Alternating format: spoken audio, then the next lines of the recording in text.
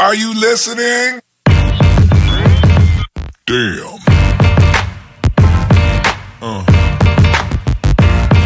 Yeah.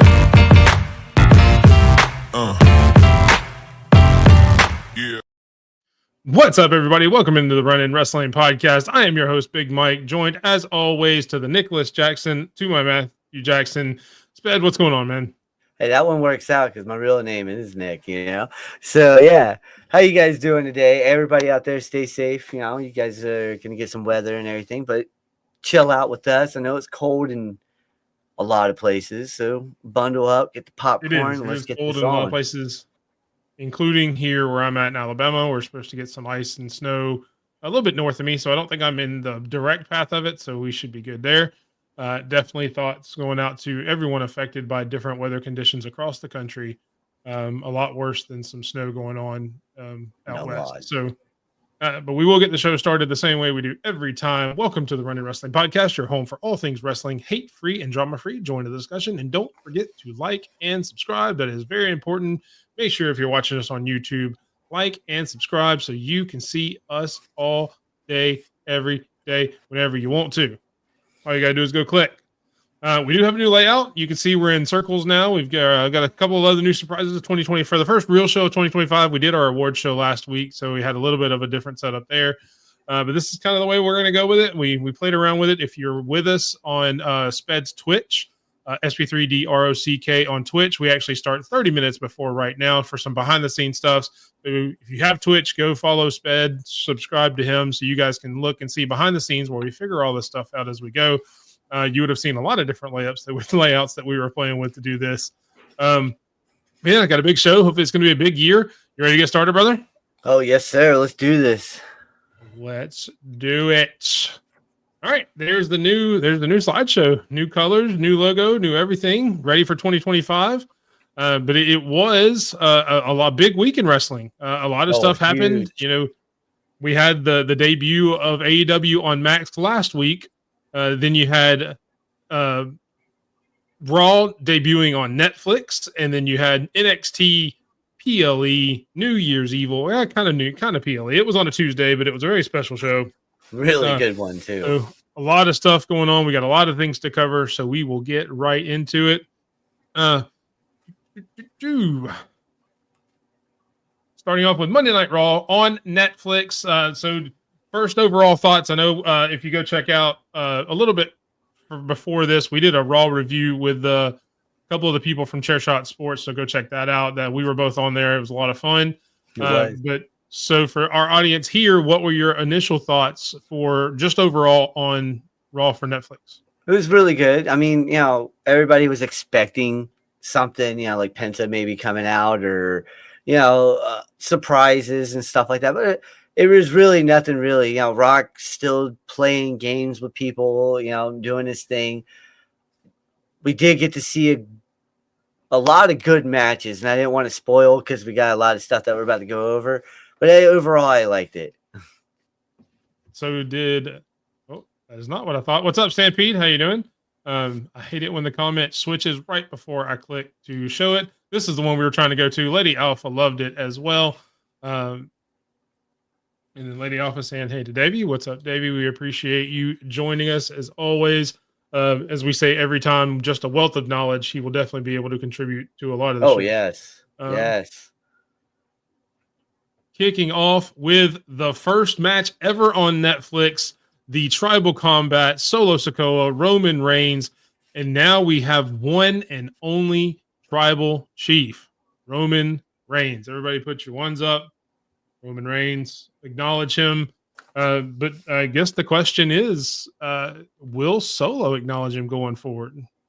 I don't know. I think he will because of his storyline, and then you get everybody to turn on him. But, I mean, Jacob did say that he would acknowledge Roman if Roman won. Yeah, so I don't know Jacob if everybody said that or Solo said that. I don't think so. I don't know that I ever heard Jacob I think it was say Solo. that. Sorry, it was Solo. Sorry, It was Solo. See, sorry, that's right. I was thinking Jake. So Jacob will turn on him and everything. It's been a long day for me. Sorry about this. Like, And I kind of think that's the way it's going to go too. I think, and unfortunately, we got the backstage segment later on in the night that we found out that it won't be until January 27th. So we Yes. have to wait about 3 weeks to see it. So it'll kind of put a pause on the Bloodline storyline, which I know a lot of people will be happy about because a lot of people are tired of seeing it. But I do think Solo acknowledges him, is a man of his word, which will piss off Tama Tonga and Jacob Fatu. So you get a turn there, and maybe they start bringing in some other people to make not necessarily a bloodline, but just their own little faction to take on the bloodline. Hopefully they don't call it the bloodline because obviously that's part of Roman in them now. Yeah. At least if nothing else, if you're still going to have like the tribal warfare or the gang warfare, that they change the name from the bloodline to something. Just don't do what LWO did after NWO. It just doesn't work. But yeah, definitely, I thought it was a good match. You know, obviously it was very sports entertainment-y, to put it best. Yes. And I said this the other night on our review. I don't understand why WWE wants to push down your throats that the only rule of tribal combat is nobody can get involved. And yet, I think every tribal combat match, I know the last two for sure, because the one was at WrestleMania and this one, everybody gets involved. Yeah. Yeah. Just don't say that. Just say it's tribal combat, just like you do when it's, you know, a war games or a Hell in a Cell or a cage match. They all mean the same thing. They really do. Yeah. We just give them a different name. Just call it tribal combat. Let everybody get involved, but don't sit there and lie to me and say, well, nobody's going to get involved because that's the only rule. Yeah, no, that is annoying. That is annoying. So, but other than that, it was a really good match. The right man won. Roman should win. I think this will further the story. Hopefully we get Roman and Jacob at some point. I guess Jacob could come out as the new leader of whatever this group is going to be once Solo falls in line. You'll finally see Jacob and Solo kill each other, I guess, or Jacob kill Solo probably. Jacob kill and move Solo. on to Roman Reigns. Still don't know where The Rock is. The Rock actually came out and put the Ula Fala on Roman. So that moment actually happened. So he actually looks like he's going to fall in line.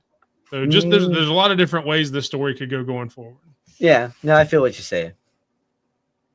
Yes, again, this match was freaking wild. It was wild. It was a great match. You even had Kevin Owens and Cody Rhodes get involved for that whatever was reason. A surprise. Was Kevin Owens got involved? I was like, whoa, what is he doing? That doesn't make sense though to me. I mean, because the whole thing about Kevin Owens is he hates all parts bloodline. Now he's trying to help Solo win. Yeah, that does make no sense to me. Yeah. Like even with his new character, I don't get how that fits into his narrative. I'm sure he'll try to explain it tomorrow night on Friday. Yeah. But it just doesn't make sense.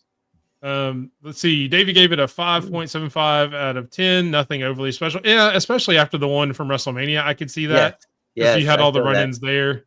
Yes.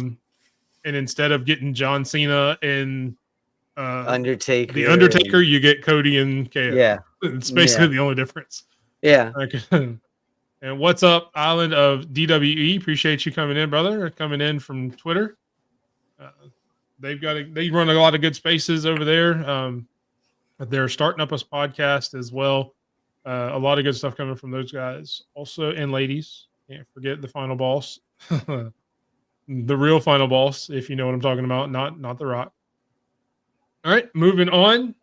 John Cena starts the farewell tour, if I can learn how to talk.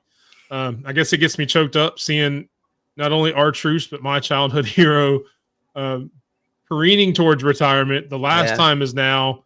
Cuts a really good promo, as he usually does, and is going to enter the Royal Rumble. Not to spoil Royal Rumble predictions, but what do you think his chances are of winning the Royal Rumble? I mean, I already spoiled mine, remember? I said it on the Raw review. Not for this audience. Oh, well, I mean, go back and watch if you want to know what I said. But I think the time is, the final time is now, and it's sad, like you said. I mean, think about it. John Cena has been wrestling for a long time, all right? He's seen them all come and go, all right? He's faced the best of the best. Him and Randy probably have one of the best rivalries I've ever watched between, even, I think it might even a little bit be better than, than Triple H and Shawn. Yeah, I don't think it's up there with Rock Austin, because those guys were killing it at that time. But Cena in the Rumble, I already made my prediction. Like I said, go back and watch that. And yeah, I think it's gonna be a good final farewell for him. It's gonna suck to see Yeah, him go though. I doubt he gets to win the Royal Rumble. I don't think he should, to be honest, because you got to find a way to get him in the Elimination Chamber as well. And I said this again on Monday too. Um, and if he wins that, there's no reason for him to be in the chamber. So Yep. I do think he falls short of the Royal Rumble. But at some point, I think he gets a title shot. I Yep. won't spoil it whether I think he's going to win or not, but I do think he does get a title shot at some point in time. It's gonna be suck, Moving man. on, you have the women's world title match between Rhea Ripley and Liv Morgan.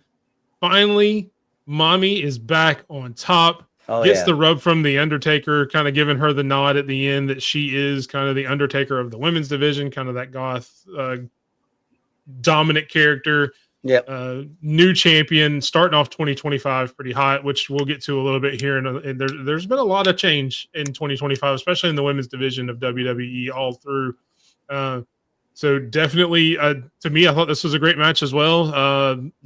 Liv and Rhea, I don't think have really put on a bad match that I've seen. They've got really good chemistry together. They've known each other for a long time. The dynamic between, Liv being smaller, Rhea being larger and more powerful is always pretty cool. We'll wait to talk about your worst part of the night in that match until I get your thoughts on the actual match. But I did love it. I like that Rhea won. Hopefully they're going to separate this whole storyline and let maybe I hope. Liv and Raquel go do some tag team stuff and let Rhea have a different storyline. But what did you think of the match? I liked it. Like you said, they got great chemistry together. Hopefully it sets Liv to go and Raquel to go do tag team stuff and probably run that back, like you said, on Monday. That was nice. But yeah, no, I did like this. I like the nod at the end as well from Undertaker to her about, hey, you're the next one up here. I just don't understand why she hates Dom so much. Why? So I didn't think about this part. And you were going to mention the kick in the nuts. Obviously, we saw him finally get his comeuppance for all the betrayal and everything. But if you'll notice, and I kind of saw it, but I wasn't really paying that much attention to it. He was actually sneaking up behind her before all that happened. So I think that was just Dom playing the cowardly heel part. Because he was going to sneak up and maybe try to steal this. I mean, he wasn't going to hit her because that was never going to happen. Yeah. Maybe she was supposed to turn around a little quicker so it made it look more smooth. But he does get caught, gets kicked in the nuts. Where does this go for Liv and Dom? Do they start falling out now because Liv saw Dom trying to hug Rhea? Where does that go? I don't know. Well, let's say this. I think, and I've said it before, I think Raquel is going to try to take Dom. There's a video out there where she's like toodaloo, hi, bye type of deal with her hands, and she's looking at him, what's up? So I think that's what's going to, but I mean, they're kind of following the Eddie Guerrero days, where you had China and then he went to this woman and then I think, what was the Terry Funk? I think not Terry. What was her name? Either way, I can't remember right now. But yeah, no, I think Raquel is next for Dom. And then, like I said, you want them to do that, but I think they're going to go the Raquel way where she's going to turn and then those two are going to have a match. Cause I have an idea where WrestleMania is for her, Rhea. I mean, I got an idea for that. And it's a return by one person. Well, and we'll get into that. This may actually spoil it a little bit, but there were reports that Becky Lynch was supposed to come back on this show. It got pulled for whatever reason. I guess because The Rock took too much time talking, or whatever else. But yeah, that I hate that she didn't get to come back there. But she is indefinitely coming back very soon. That's been indefinitely reported. Yep. So that seems to be the way they're going to go. If she was supposed to come out after that match, so unless they turn everything around on its head, of course. Oh, never mind. It says Becky was never at the show. Apparently that was just a rumor. That's cool though. Stampede for the rumor killer. We appreciate it. And there's his thoughts on the match. Kind of underwhelming, but a change was needed. I agree. Yes. The change was needed. I thought it was a really good match. 6 out of 10 for him. Greg, appreciate it. What's up, fellas? Man, what's going on, Greg? We appreciate you joining us. Welcome in. If this is the first time you've ever seen us, go follow us over on YouTube at _Big Mike 27. Follow us on Twitch, Spedrock SP3DROCK.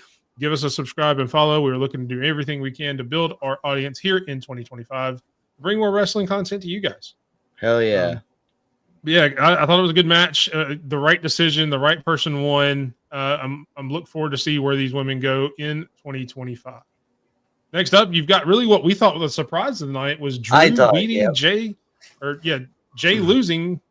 Sorry, I'm gonna learn how to talk here in a second. I promise, guys.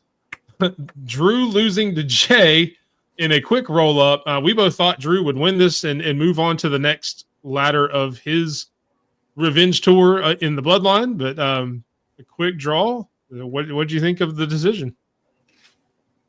I mean, I wanted Drew to win. I thought that was going to happen, but it was surprising to me that he got the roll up the way he did. Like he baited him in. Drew got cocky, and that's what ended it. And it kind of reminds me of what they did with Braun Breaker a few months ago, where he got too cocky in a match, and then he lost, and he's like, "Oh crap, I can't get cocky," and then he wins the IC title. So maybe they have Drew Jay Royal Rumble and Drew kills him. Maybe. I mean, like we both thought he was Jay's was gonna be the stepping stone to Roman, where they could get into that. I do understand Lady Alpha's point that he needed to get revenge for the attack. Yeah, I get that. So I do get that part. But yeah, I mean, we thought Drew was going to win this, kind of move on, let Jay kind of maybe go back for the Intercontinental title. And look, you saw the entrance of Travis Scott. Jay probably wouldn't remember it tomorrow anay. Nope. He would not have. He probably doesn't remember winning from all the contact high he got from Travis Scott on that entrance. But who knows? Hopefully, they will have another match because they have really good chemistry together as well. I mean, it was a good match. But we kind of stunted the storyline here, I guess, so we could pause it. And maybe because Jimmy hadn't come back yet, maybe they're trying to delay it so Jimmy can come back and he can be the next person and then go on, because obviously he's going to face all parts of the bloodline to get through his revenge, as he had said earlier or a couple of weeks ago. Yeah, I feel that. All right. Last but not least, we have our main event. CM Punk beats Seth Rollins 1, 2, 3, gets his hand raised. I know we both picked this, but I mean, were you a little surprised at how it went down? Did you? I know we've seen it go around and whatnot, but did you see the ending? How they gave props to see the Dean Ambrose, John Moxley versus CM Punk. I thought that was cool. But it wasn't really surprising. I mean, what was surprising was that Punk was out of breath, freaking dying on the the barrier after Seth landed on him, and then he ate a freaking knee to the face. I don't know how his nose wasn't broken at that point. There was that match was. It was a good match. I like how Punk. I was looking for the trolling picture where he's sitting there and he's looking at Seth and he's like, haha. I thought that was pretty cool, but I couldn't find that picture though. But yeah, the teacher outlasted the student, and I thought it was a good match. Punk needed that win though, in my book. Yeah, and the only reason I picked Punk to win because Seth can take the loss because he's all. Yep. I mean, he's been slowly turning heel, and I think this will kind of push him more into that same vein as a Drew McIntyre, as a Kevin Owens, KO. To where he's more of a justified heel because of CM Punk, because of outside factors kind of causing that. I think this will kind of catapult that, and he becomes the mega heel that he used to be as well. But I think the right person won just because of that storyline. And not that I want to see CM Punk win a bunch, just because I think it puts more people over when he loses. I think it will probably ultimately happen. I don't think this is going to be the last match for them. I think they'll have some kind of stipulation going forward, kind of the same way him and Drew did. Hopefully there are no friendship bracelets involved this time. Yeah, oh my God. But yeah, definitely. I thought it was a good match. Wasn't the best match in the world from what I was expecting from two of the best wrestlers on the planet. Definitely two of the best wrestlers in WWE. It's hard to have a good match if you can't breathe. He looked like he couldn't Yeah. breathe after he got landed on. Like that whole match, he was like, I just think he was tired. I don't think it was because he got landed on. I just think because he got blown up. Well, He I got mean, gassed. if you watch when he jumped over the rope out of the ring and Rollins came in, he grunted when he landed. You know, it looked like he landed weird.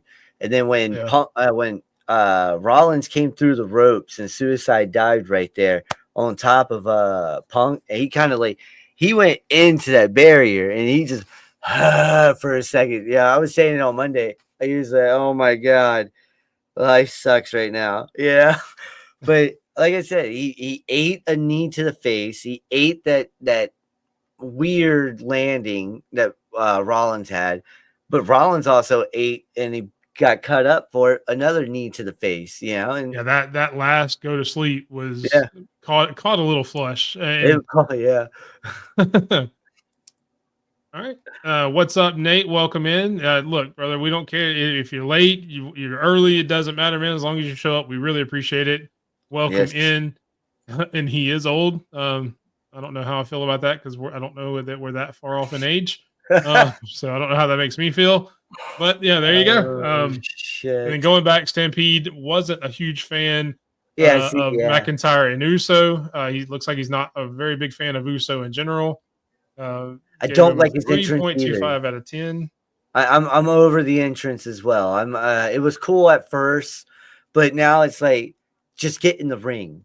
All right. Yeah, there's only a select few people that can pull off the 30-minute freaking ring entrance. One of them being Randy Orton and The Undertaker. All right. I don't know. But at least to his defense, it's a different style of long entrance. Like The Undertaker, Randy Orton are just methodical, kind of walking to the ring. At least this gets the crowd going. Yeah. So I will give him a pass on that just because the crowd is still into it live. And McAfee doesn't hurt, with being on commentary, being Pat McAfee. Really. Shout out to Pat McAfee back on commentary for Monday Night Raw. Just leave Dom foreseeable future. Just leave Dom alone. Damn. Always messing with him. And there's what I was waiting on before we went on. CM Punk and Seth Rollins. It delivered for the main event, 7.25 out of 10. Good story. Call back to the Moxley match, as you said. It was really good. It was pretty cool that they did that. I was like, when I saw that, I was like, ooh, wow, that's crazy. But he also wore the jacket. He wore the damn jacket. Yeah. So you talk about ultimate troll. There you go. Yeah. Lady Alpha she eats in her chair, so that's always good. Yeah. I can imagine Lady Alpha yeeting in her chair with everything coming on. That's pretty cool. I did it with my son when we were in Hershey, but I like hated my life while I was doing it. Yeah.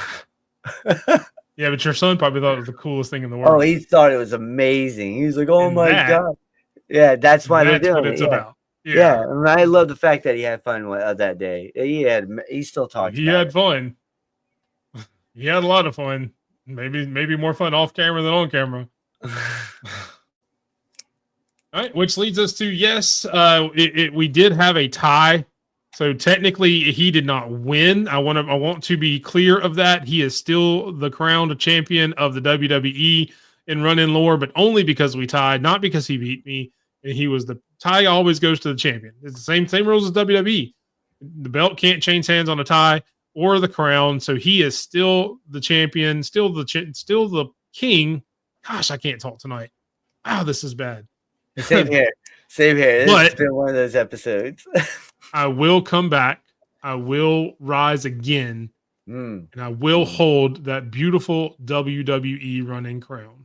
That is a beautiful crown. I can't wait to at the Royal Rumble.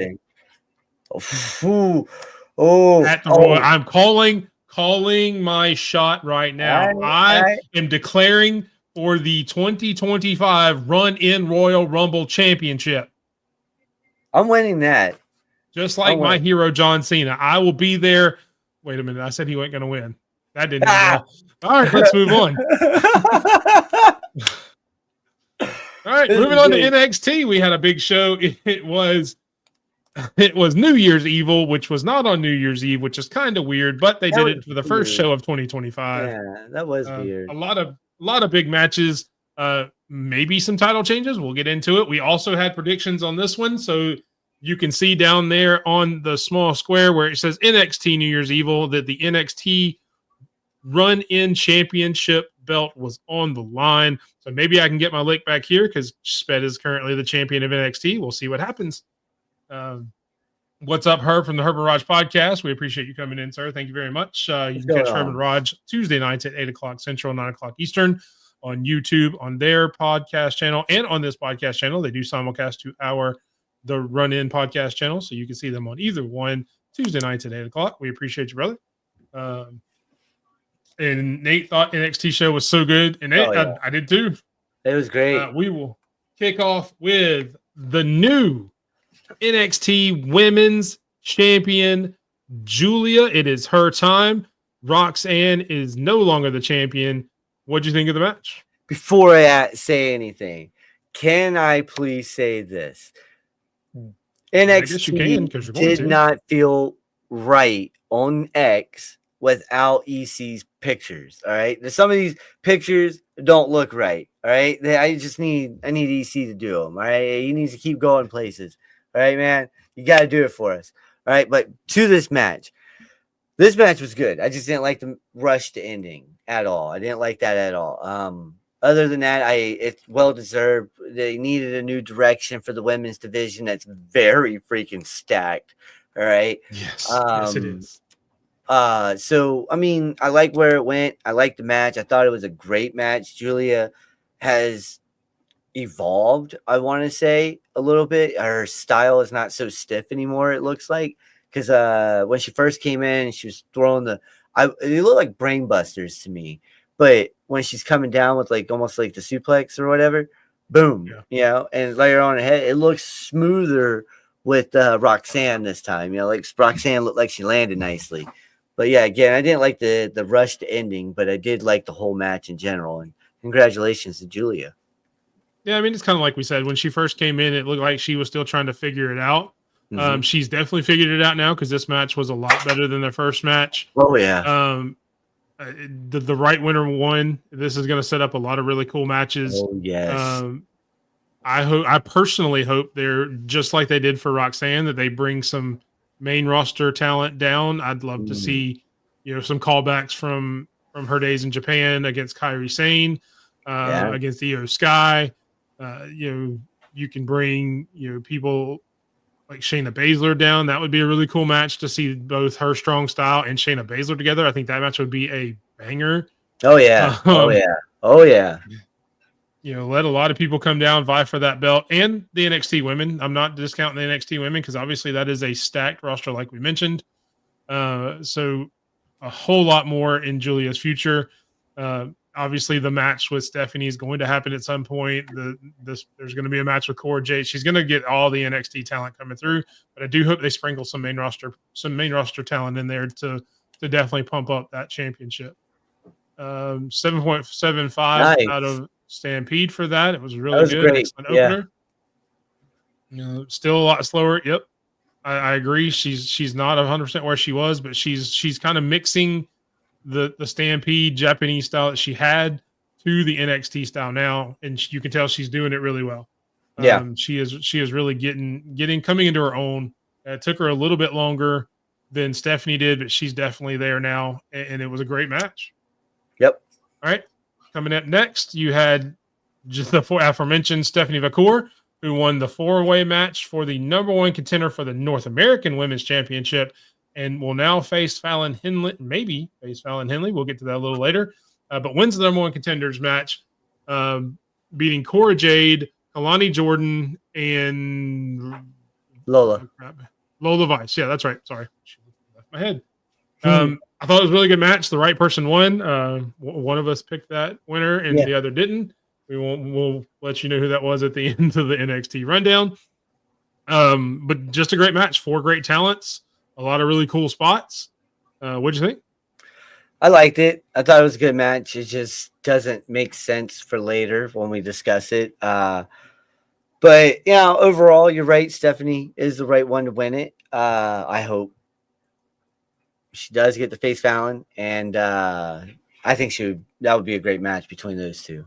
Oh yeah, definitely. And they've been teasing that match. I Yes. mentioned it on our prediction show, which is one of the reasons that we went the way we went is because I thought they've been teasing the match with Fallon for a while now. That's the best direction to go. The other three women in the match doesn't really get hurt by a loss because they've all got other things going on. Yep. So this was definitely the right call. It was a great match in my opinion.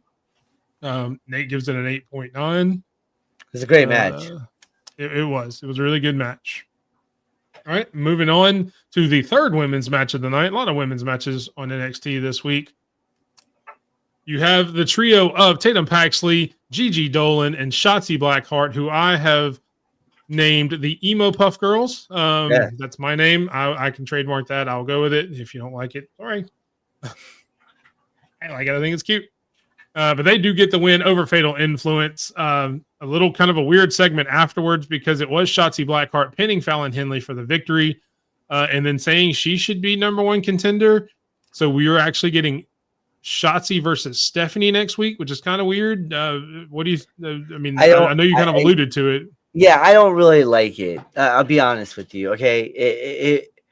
If any one of those three women deserve a shot right now, it's not Shotzi. It's Tatum Paxley. All right. Shotzi just came back. Gigi just came back. Paxley's been busting her butt off for a while now. So if you were going to have anyone pin Fallon, should have been Tatum. But why have a number one contenders match if you're going to have someone pin the champion? Yeah, that just makes no sense to me to have Stephanie go through another obstacle to get what she rightfully deserves.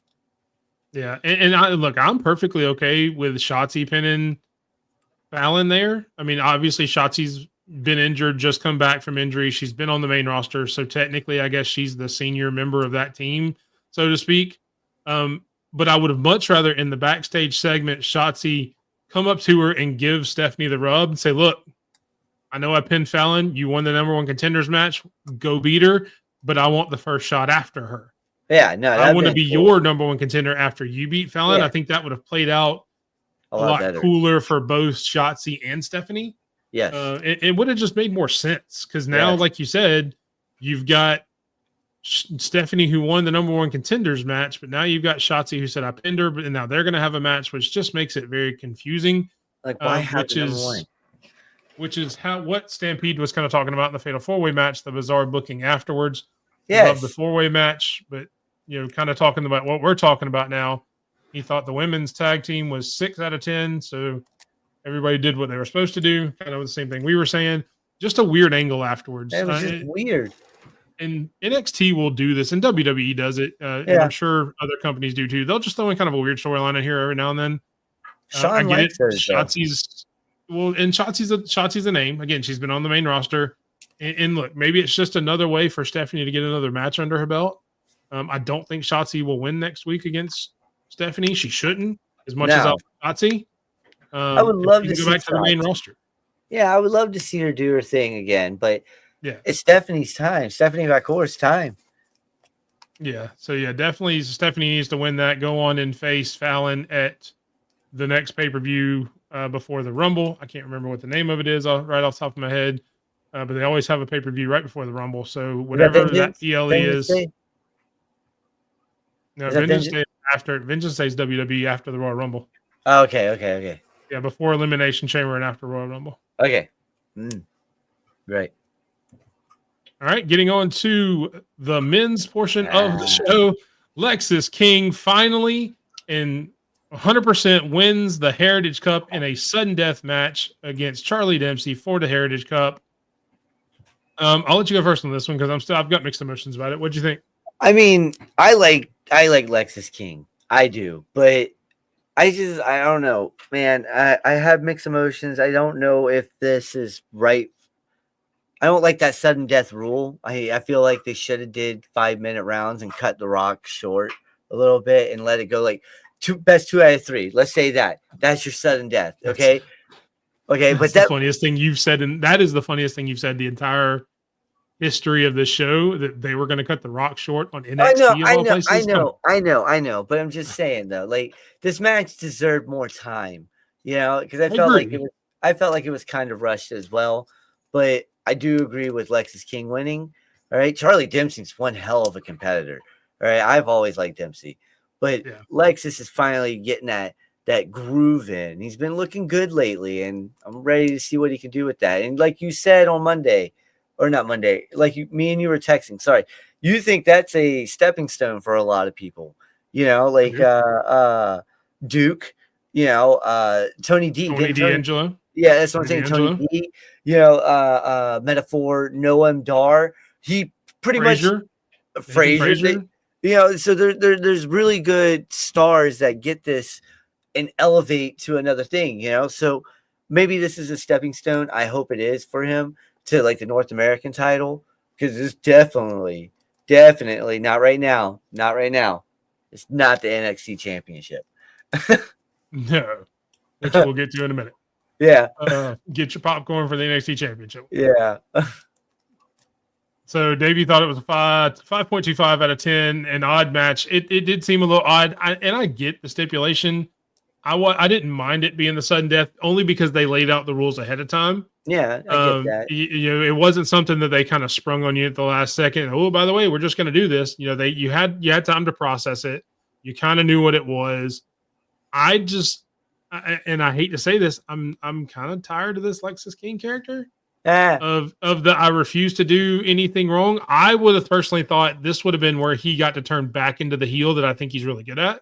Yes. And he could have cheated to win this after, not wanting to cheat and kind of falling into the championship last week and then having it stripped from him, or 2 weeks ago, having it stripped from him last week, only to have to do this again. This would have been the perfect moment he's in peril and he finally cheats again and wins cheating and goes not necessarily back to the exact same character he was, but back into a heel character, which I think he is much more suited for. Yes, he is much suited for a heel. I'm not a huge fan of this, baby. It was fun at first because it had the gimmick of I don't want to cheat. I want to be different. And that was cool for a little bit, but I'm already tired of it. I didn't want to be like my father. Yeah, and I'm already tired of it. Go back to being the asshole heel Lexis King that I liked when you first came in, just because you were an asshole. And just embrace it. You got a punchable face. You got a weird haircut. You got a punchable face. That's all you got to do. That is a formula for being a heel: a punchable face and a weird haircut. You need to make a heel WWE. I will clip this and put it as a short. The best way to make a heel: look at Dominic Mysterio, punchable face, weird haircut. That's what fucking. There you go. Done deal. Punchable face and a weird haircut. All right, moving on to the main event of the show. Obafemi wins the NXT title. I am so excited. Oh, yes. I will let you talk about this match because I'm too excited to do it. Oba wins.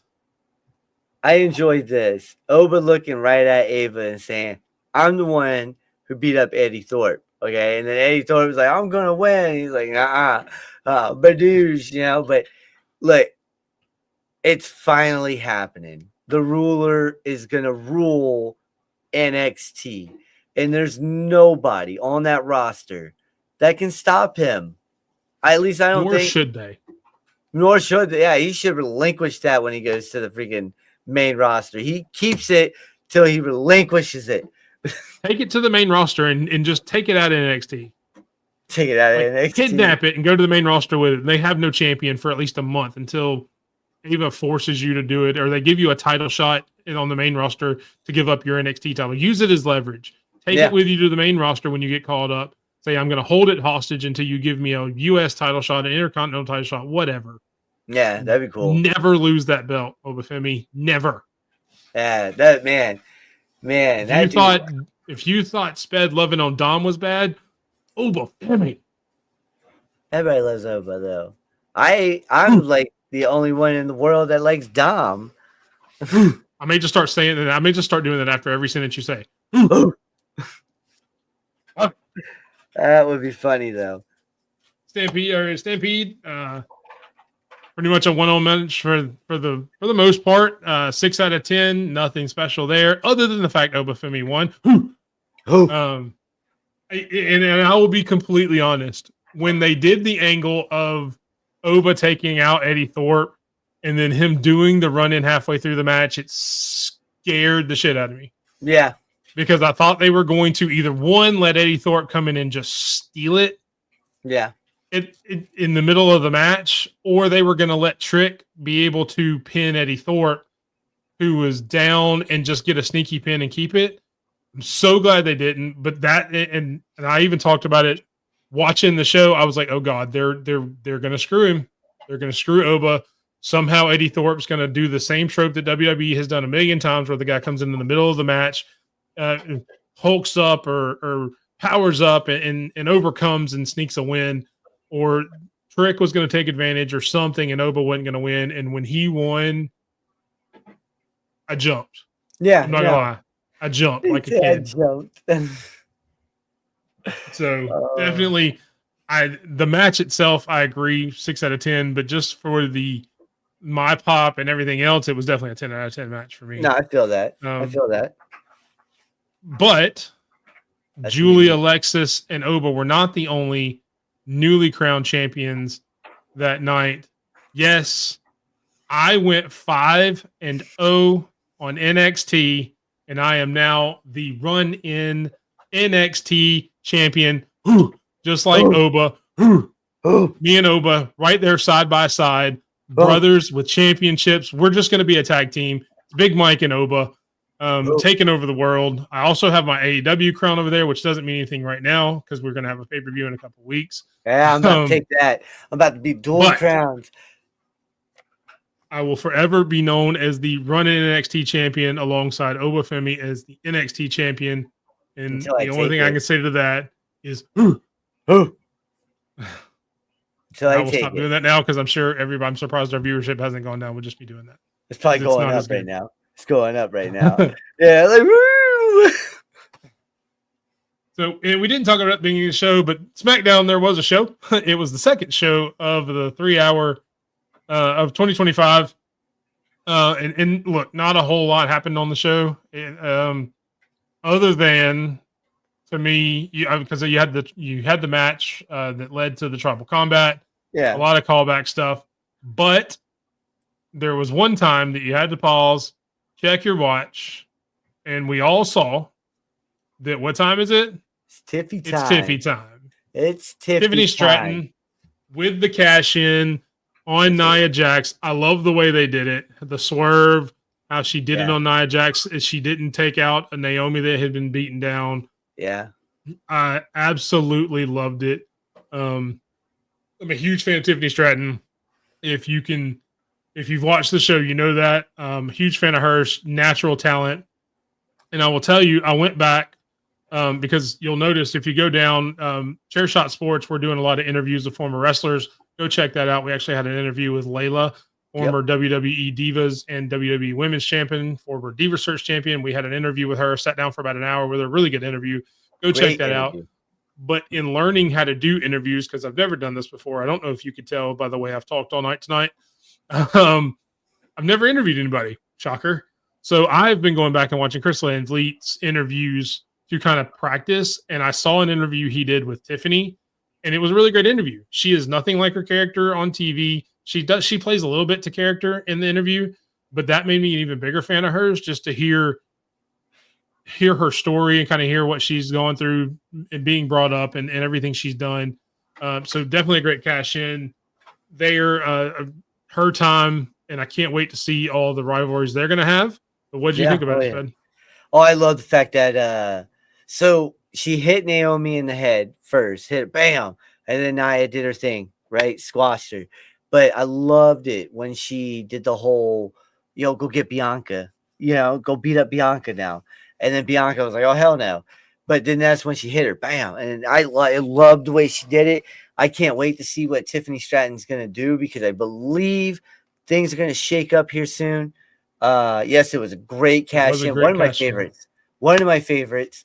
But yeah, no, I'm really happy for her. I'm really happy that she is now champion. That man, they put the rocket on her back, didn't they? They're like, yeah. And before I talk a little bit more about Tiffany, I do want to put up Stampede's last comment. Oba and Julia standing tall with the titles. That was cool. It should have. You're right. I wish Dwayne would have kicked off the show instead of main evented it. Yes. But he probably would have taken all the time, though. He would have taken all the time. That's true. I mean, it took him 30 minutes to take it all. Even if it was with Dom. There you go. Look. There you go. There's a Dom. There's some Dom love for you there, Sped. Yeah, would have been happy if Dom had won the women's title. Yeah, that's messed up. All right, it's just messed up.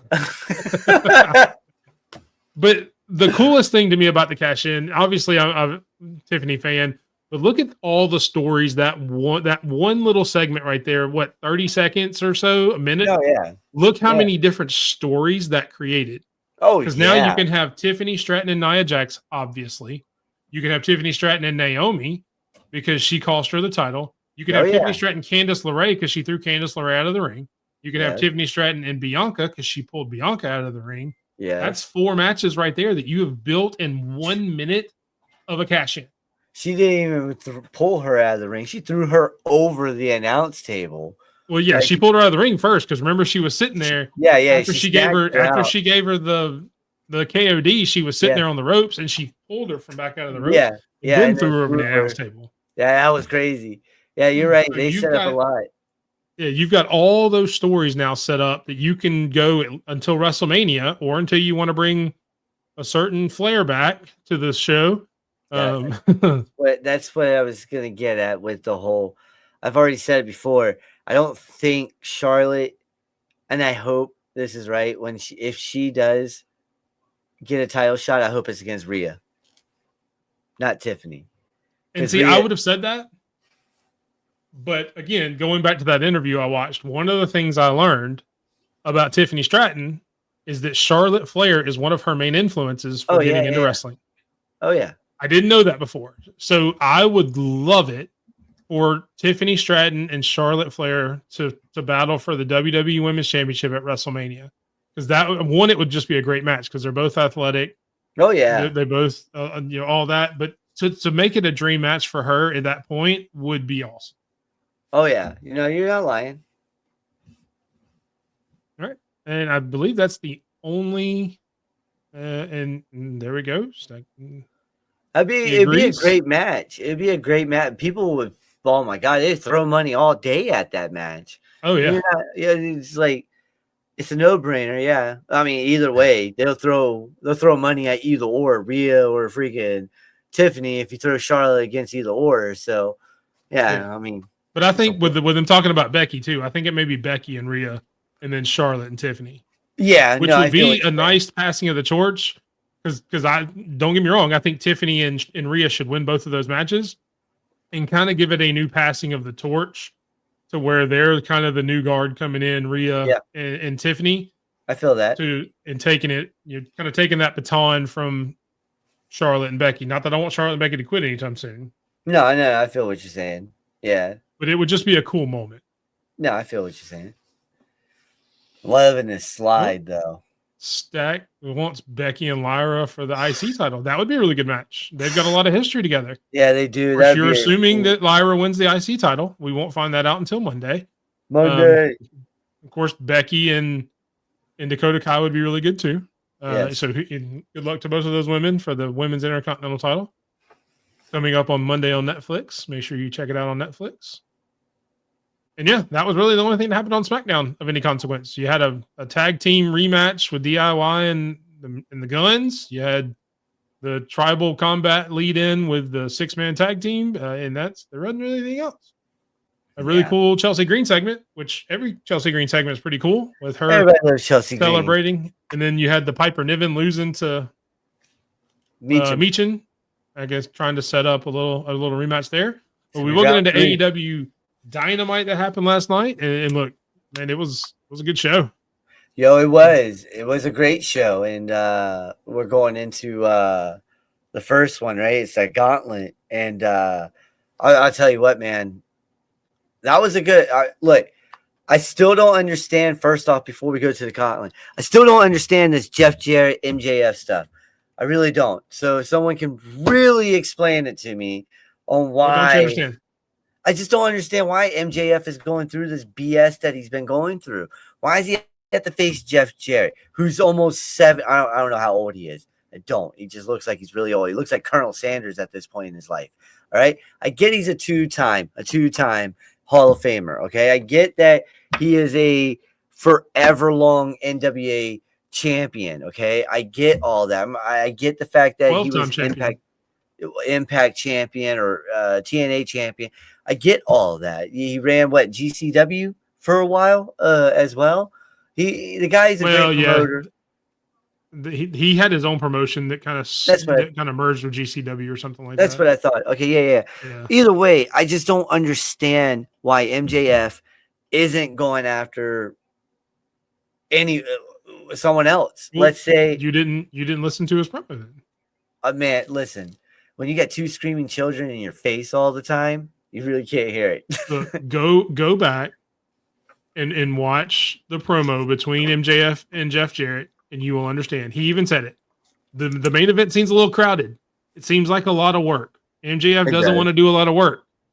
He's not built for a lot of work. He works smarter, not harder. You're right about that.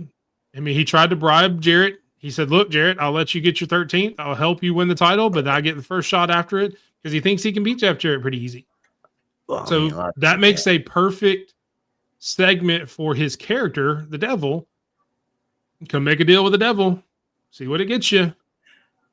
So it made a ton of sense. I get it. It's just, I don't know, man. Jeff Jarrett, you got all these other guys that you could do it with. But he will.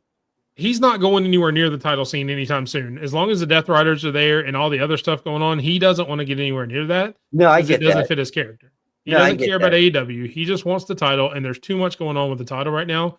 He's gonna wait. He's gonna wait his turn. Smartest man in AEW. Period. Yeah, I get that. I get what he's doing. I think the smartest man in AEW right now might be Christian Cage with that contract. That's a good point. With that contract right now. That guy, he's really, really buying his time, isn't he? He is. And we'll catch up on a couple comments before we get into the matches.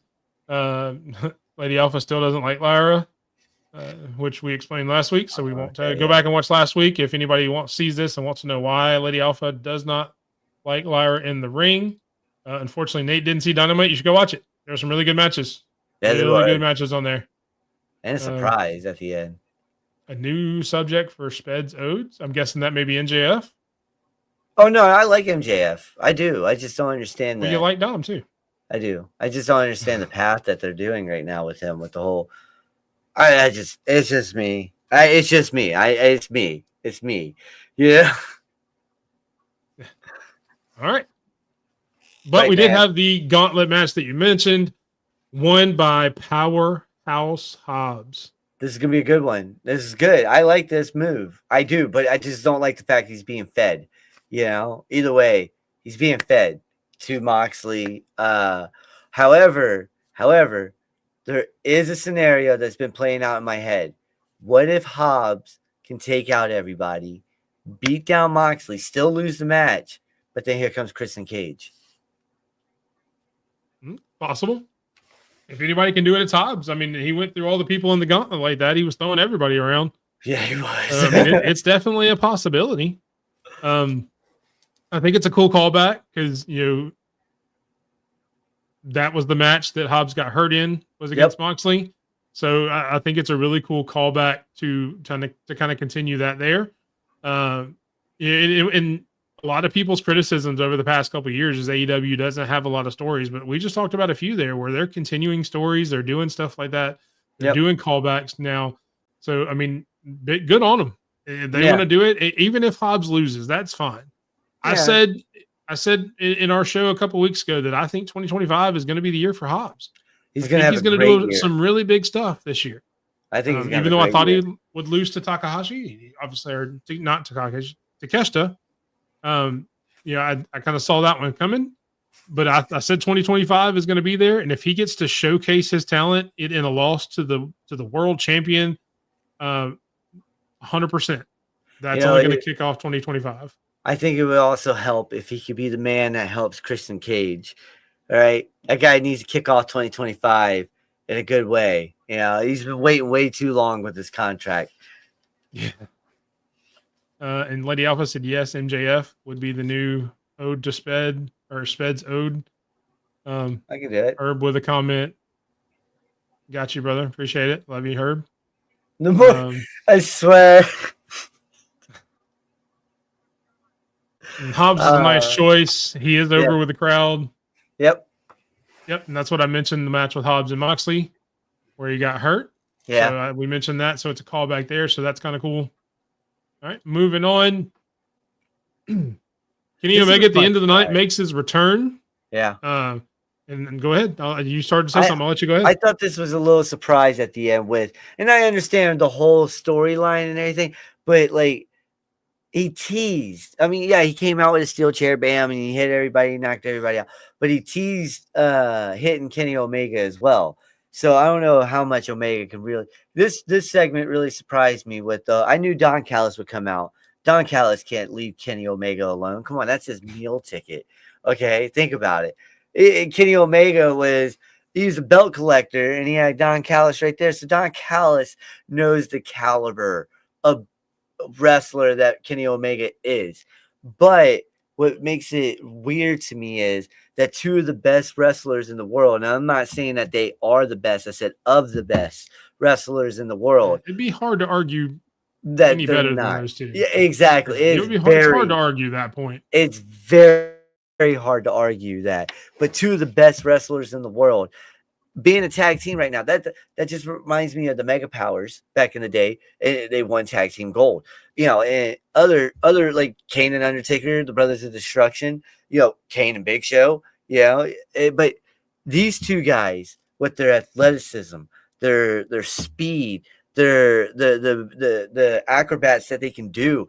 Omega's one weekend Angel is one of the prettiest finishers I've seen in a long time. You know, I love the V trigger that he does, but the match that these two are going to set up is going to feed AEW for a while. These two are going to, I can't wait. I really can't. Like, just throw the money at them right now. Yeah, AEW is doing great. Oh, go ahead. Do what you were going to do. No, I hit the wrong one. Oh. I was actually going to do this one. Nice bookend with starting and finishing. They both have issues with, and this is kind of what I was going to get into. Yeah, you know, both of them having issues with Don Callis and all the history they've got makes it a good pairing right now. They both have issues with Okada. Watch for Don, and that could happen with the Young Bucks being gone. Okada's kind of out there by himself right now. Yes, and Jack Perry being gone as well, so all the elite's gone. But could you imagine Will Ospreay and Kenny Omega versus the Murder Machine? Yo, just stop it. Come on. Just stop it. You talk about feeding families. Oh my God. Take my money. Shut up, man. Just throw it at her. Archer, Cage, Ospreay, and Omega. The two powerhouses versus the two, like I just said, two of the best wrestlers in the world. The way that Cage and Archer would just throw them around in the reversals that Omega and Ospreay will do to get them in pretzel mode. Yeah, just to tie them up and do it. I mean, that match would be crazy. That would be great. It'd be great. So, and obviously it's still leading because obviously with the Don Callis stuff, it's going to lead to that's 15 stars in Tokyo Dome. There you go. Oh yeah, dang. You're right. You're right about that. That's just... Shout out to Michael from the Kicking At It 2 podcast. Him and Tori have a great podcast as well. Go check them out. Kicking At It 2. Great stuff from them. Ospreay and Omega and Takeshita and Fletcher. Yeah, another one. That would be a better match. Yeah, that's gonna be a great match. Especially, Takeshita being one of the best in the world, Fletcher up and coming, proving himself as well. I mean, there's a lot of meat on that bone when you talk about those two in the Don Callis family. Oh yeah, it really is. Oh yeah. All right. Oh, so we're gonna go back. You didn't put it on here. And I am going to mention one of my favorite moments of Dynamite. My bad. Two of them actually, and it's two of the women's segments. you have Chris Statlander winning the Yep. number 1 spot in the women's casino gauntlet, the first ever women's casino gauntlet over That was dope. Willow Nightingale and Toni Storm. We all get it. Toni Storm's a rookie. She wasn't going to win anyway. But that was a really great match between those three. A lot of really interesting spots. But that was a really good match. And oh my God, the promo with Harley Cameron and Mariah May. Early spot for funniest promo of the year. Harley Cameron's hilarious. Yeah. She was almost on my breakout star of the year last year. I mean, I went with Mariah May just because she had the championships. Harley Cameron could have very easily been the breakout star because she's hilarious. Yeah. I would love, and I don't care where it's at, I would love to see her and like a Chelsea Green go at it in like a promo battle. Oh yeah. That would be the funniest thing on the planet. Oh man, that'd be great. Put that on HBO Max as a 1 hour stand-up comedy special. Yeah, I mean, two of the funniest people in wrestling, definitely two of the funniest women in wrestling. I agree with Stampede doing her doing a snapmare. I think it was 13 times total. All in a row. Definitely fits the rookie character, learning the ropes, trying to get in there, which is, again, Toni Storm doing some of the best character work in all of wrestling. Oh, yeah. Over the past year, a little over a year now. I was going to say about 2 years now, isn't it? Yeah, about a year and a half or so. Yeah, I didn't want to move on without shouting those out too. As great as the few spots we talked about were, I didn't want to stop without shouting those women out for the incredible job they did. I was a little surprised we didn't see the new belt collector on the show, Mercedes Moné. I figured they would have had her out there doing some kind of promo, but I guess maybe they'll wait for Maximum Carnage next week to put her on there to kind of build that show a little bit more. Yeah, that's neither here nor there. Anything else to add from Dynamite? I know I threw a couple extra ones in there. No, I couldn't find the Statlander pick and everything. I got lucky to find these picks, it seems like. But yeah, no, I agree with you. I said it before. I said she was the most improved, and I said she was a breakout star of 2024. She's gonna have a phenomenal. Chris Statlander is gonna have a phenomenal year in 2025. TBS champion or AEW Women's World Champion. Either or, Statlander's ready. She's ready. And it's time to give her a belt. All right. If you want to watch some other world championship wrestling want to watch some wrestling around the world, we'll do another take there. Check out New Japan Pro Wrestling Battle in the Valley Saturday, $10 for a subscription for them. Thank you, Stampede. We appreciate that. Always shouting out wrestling around the world that we do not get to talk about because we don't get to watch it near as much, which is one of the great things that I love about Davey and Stampede bringing to the show. So thank you for that. And which we will, our next slide, which if you saw the preview I did before I snap back to this one, we'll talk a little bit about something that happened outside of AEW and WWE. If I could learn how to click the man, it is a bad night. Omos from WWE winning a championship outside of the U.S. What do you think about it? I love it. I love it. This guy seems like he's having fun out there in Japan. I said that on Monday when we were joking around behind the scenes and stuff. But no, I think he's having a lot of fun, and I love the little callback to when he won. Him and AJ Styles won the Raw Tag Team titles, I believe it was. Or SmackDown, which one? I don't remember. I know they won tag title gold together. I can't remember what strap right now. But still, these two are having so much fun, or he's having so much fun right now out there in Japan. Noah is kicking awesome. Great stuff. They're always posting up some cool things on there, and I'm always retweeting it. But I think this is going to help his career. Everybody was talking, what is Omos going to do? I think he's learning. I think he's building a foundation of a character that he's going to bring here to the States. And I think when he gets here back to the States, he's going to run things. He's going to run things. Now I'm talking like mid-card division wise, but maybe he gets a Kane treatment and he gets the heavyweight title or the WWE title every now and again, like once every 300 blue moons. Yeah. and I know this is going to come to a shock to everybody, but Stampede actually saw this match as well. Oh, nice. Omos was presented extremely well and looked very menacing. Worked about the same, but quite impressive. I saw the highlight. And look, we've seen it from other wrestlers. Look at Anna Jay in AEW. Oh, She went off to Japan, kind of honed her skills, came back. She's a completely different wrestler now.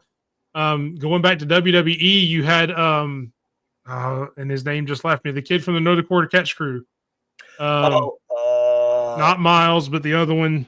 Charlie? Who did the same thing. No, not Charlie. I thought he went to Japan for a while. He did, but that's not the one I'm talking about. But you had one of the No Quarter Catch Crew just went to Japan. Had a huge run in Japan. Yeah. I'll think of his name here as soon as we get off the stream because I know who it is. I see his face. I just can't think of the name. Comment in the chat if you remember the name. That irritates me. But Japan, man, they definitely hone in people. They hone them in, man. They Cody went over there. He got better. He did.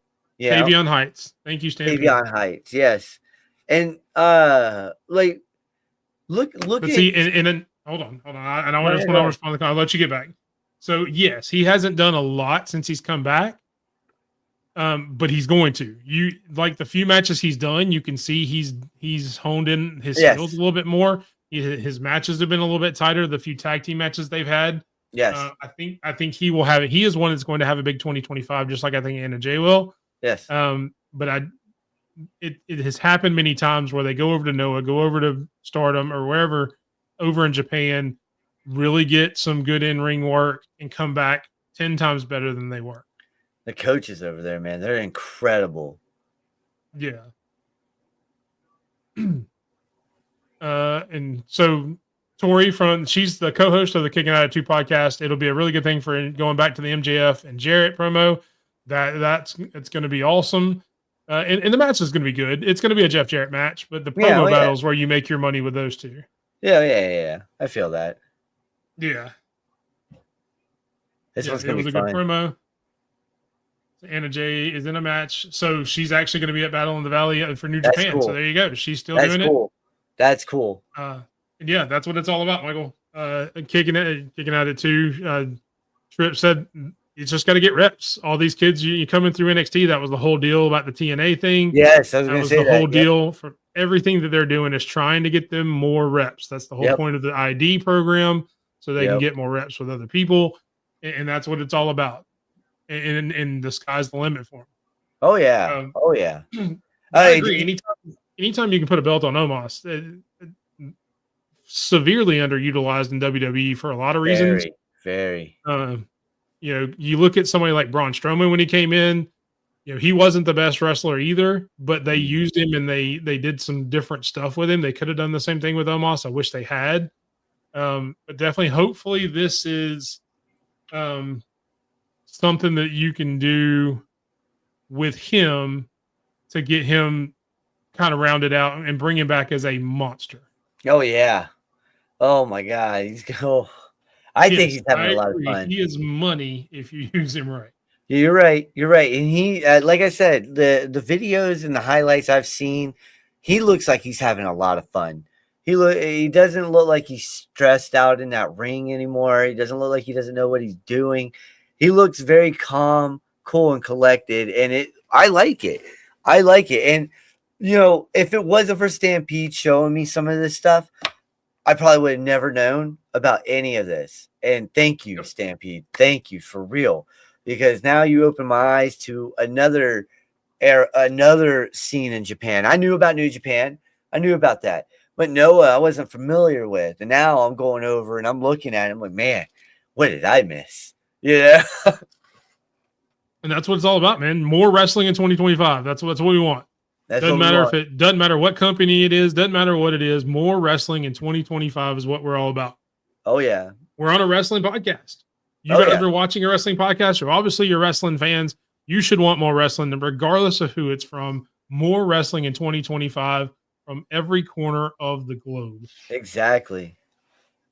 All right, we will get to the matchmaker of the week. It is TRI Faction Warfare. You've got the Death Riders versus the Bullet Club versus the NWO versus the Wyatts. We're talking to OG leaders. We're talking to OG leader Bullet Club, by the way.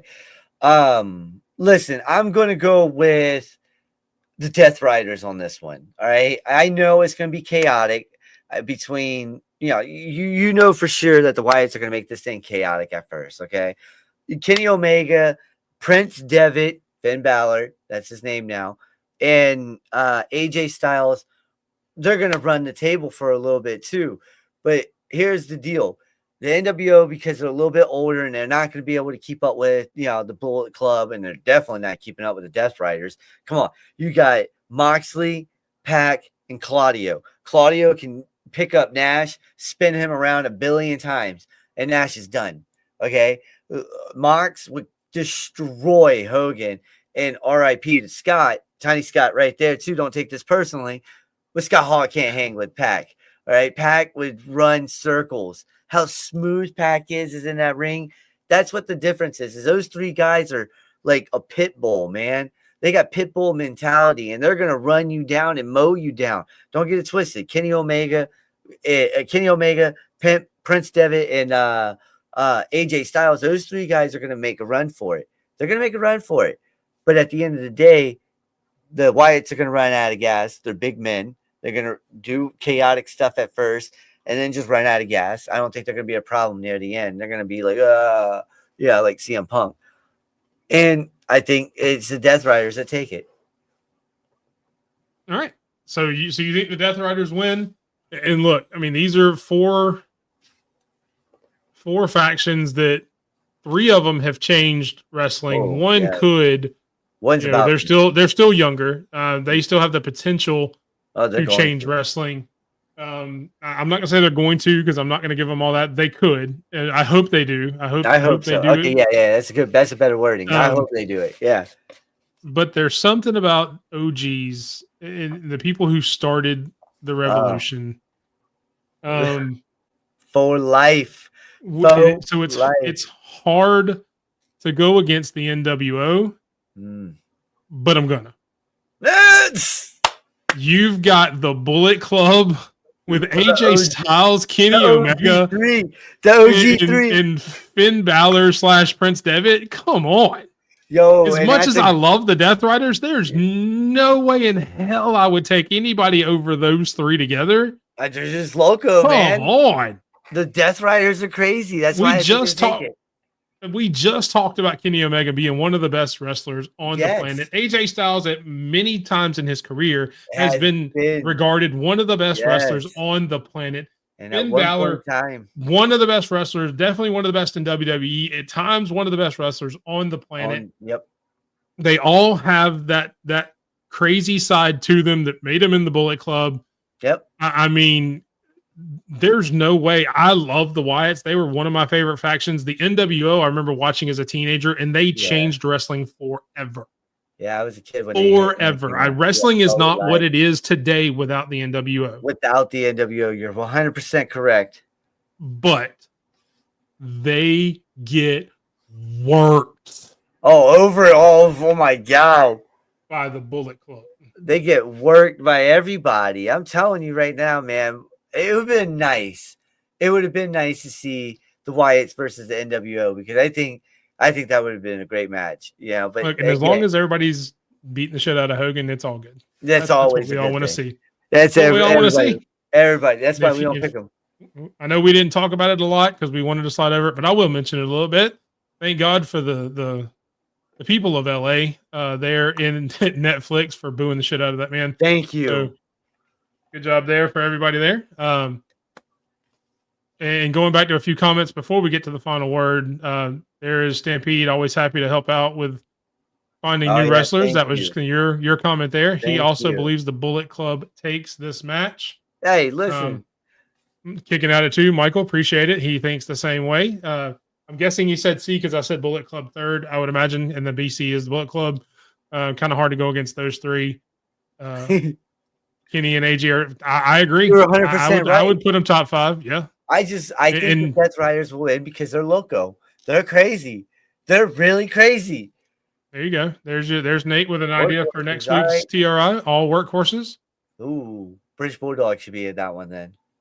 Yeah, it's your thing. You figure it out. Well, stay tuned next week to see what next week's TRI Matchmaker Series is. All right. We have come to that part of the show, ladies and gentlemen, where I will say goodnight. Hope everybody had a great show. Hope everybody has had a great 2025 so far. I appreciate the hell out of you guys. We actually, we are one short of 200 people that have watched the show tonight, which is almost double of anything we've ever had. Thank you. So 2025, hopefully bring big things for the run-in. Hopefully 2025 bring big things for wrestling. Yes. All the podcasts I've mentioned, kicking at it to Herb and Raj. If I'm missing somebody, I know I am. Stampede with all the stuff he does on X with wrestling and everything out. Nate. The DWE, everything. Please go check all of them out because again, like I said a few minutes ago, more wrestling in 2025 is what we want to see. And that's not just wrestling shows. We want to see more from our friends with wrestling podcasts. I wouldn't shout these people out if I didn't think they put out good content. And I think they put out great content, and that you should go watch it. We appreciate you watching ours. Go check out Jess, the Lowdown with Jess and John Anthony. Go check Chair Shot Sports out. Everybody there, a lot of good content coming out in 2025 from everybody. So thank you guys so much. I will say goodnight and turn it over to my tag team partner for the final word with Sped. Listen, first off, happy birthday to my sister and my nephew. All right. I love you guys. Happy birthday. Hope it was a good one. Second, everybody in the South, brace yourself. I hope you guys stay warm. All right. You might lose power in Atlanta. I got, please go get a generator. All right. If you lose power, get a generator. If not, stay warm as possible. All right. I know you guys got natural gas heat down there. You'll figure it out. To the people out in LA in the California fires, we're thinking about you, brothers. All right. This is bull crap that you're going through it. And I know nature is a punk sometimes, but we're here for you. And, we're going to try to put more links out there. So send them to us so we can retweet them and get them out further so we can help you guys as much as possible. And thank you guys for tuning in. You said what, 200? You said? I don't know the final total that's going to be on Twitch. 199. So I'll let you know the final total on Twitch when we're done. But yeah, no, thank you guys for tuning in. This was fun. I know we screwed up a little bit, and it's just been a long week so far, man. Very long week. But we're going to get this right. All right. We love you guys. Like, share, subscribe, and let's hit this thing. Thank you.